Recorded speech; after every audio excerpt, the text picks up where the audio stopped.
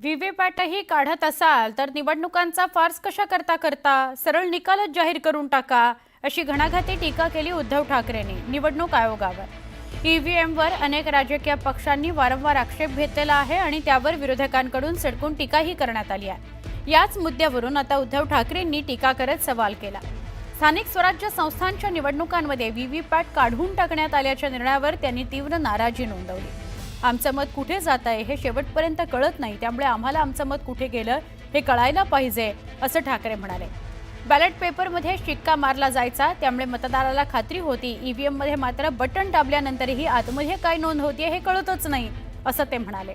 व्हीव्हीपॅटच्या मुद्द्यावरून ठाकरेंनी सरकारला धारेवर धरलं। ईव्हीएम वरती आमचा आक्षेप असताना आणखीन त्याच्यात एक अपारदर्शकता आणलेली आहे की त्यांनी ते व्हीव्हीपॅट मशीनच आता काढून टाकलेले आहे। मग तुम्ही निवडणुका घेता कशाला? सरळ जाहीर करून टाका ना, यांचे एवढे जिंकले म्हणून। आम्हाला एकतर आमचं म्हणजे मतदाराला त्याचं मत जाते कुठे हे शेवटपर्यंत कळलं पाहिजे।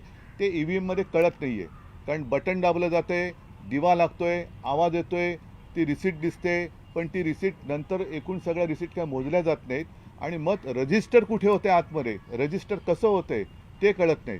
बॅलेट पेपरवरती कसं होतं की शिक्का मारल्यानंतर ती उभी घडी घातली जायची, त्याच्यामुळे शाई जरी ओली असली तरी जास्तीत जास्त त्याच उमेदवाराच्या नावावरती ती शाई थोडीशी उमटायची, पण मत कुठे माझं मी दिले हे शेवटपर्यंत कळत होतं, ते ईव्हीएममध्ये कळत नाही आहे। आणि त्याच्यात आणखीन आता व्हीव्हीपॅट काढतायत, मग तुम्ही निवडणुका घेण्याचा फार्स करता कशाला?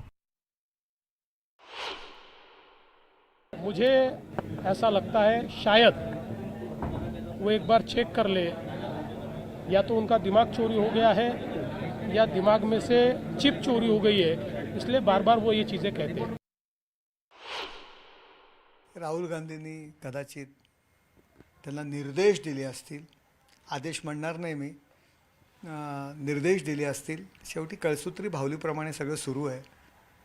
त्या ठिकाणी दोऱ्या राहुल गांधींनी हातात ठेवलेल्या आहेत, ज्या पद्धतीत ते नाचवत आहेत त्या पद्धतीने उद्धव ठाकरे नाचत आहेत।